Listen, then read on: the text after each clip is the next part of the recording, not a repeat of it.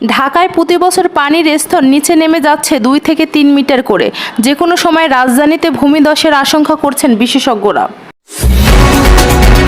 জাতীয় প্রাথমিক শিক্ষা পদক তুলে দিলেন প্রধানমন্ত্রী। তাপপ্রবাহে পাকিস্তানে বাড়ছে মৃত্যু, 6 দিনে উদ্ধার 568টি লাশ।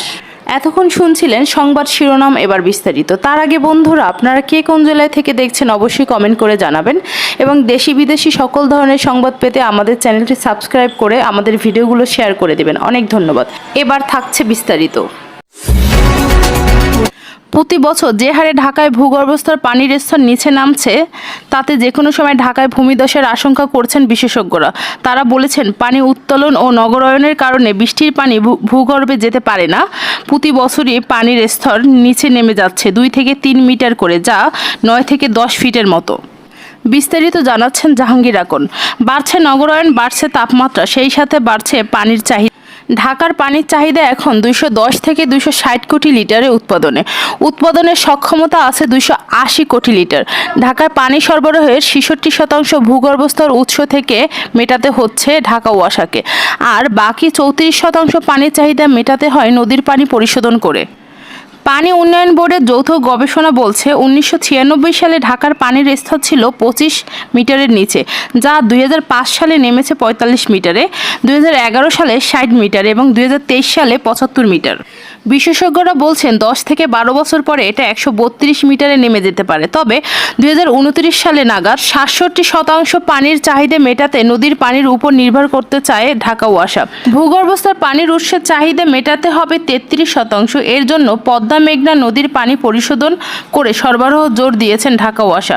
ঢাকার চারপাশের নদীগুলো দূষণের মাত্রা বেশি থাকায় পরিশোধন করা সম্ভব হচ্ছে না বলে পদ্মা থেকে পানি আনতে হচ্ছে, যা অনেকটাই ব্যয়বহুল।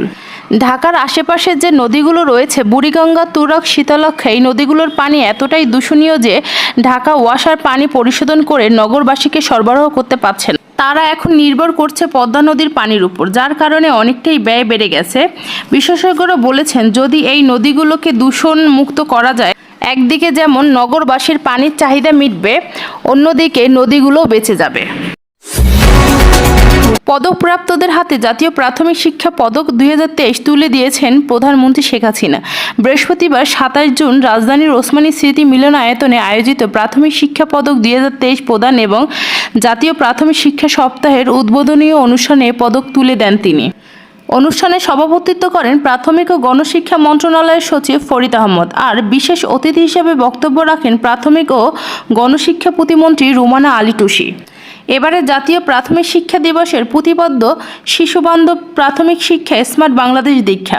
প্রাথমিক শিক্ষা পদক প্রদানের মূল লক্ষ্য হচ্ছে শিশুদের সুপ্ত প্রতিভা বিকাশের মাধ্যমে নিজ সাংস্কৃতিক উন্নয়ন, আত্ম-উন্নয়ন, আত্মনির্ভরশীলতা অর্জন এবং দেশ ও আন্তর্জাতিক প্রতিযোগিতায় অংশগ্রহণের মাধ্যমে নিজের দেশের সংস্কৃতি উন্মোচন করা।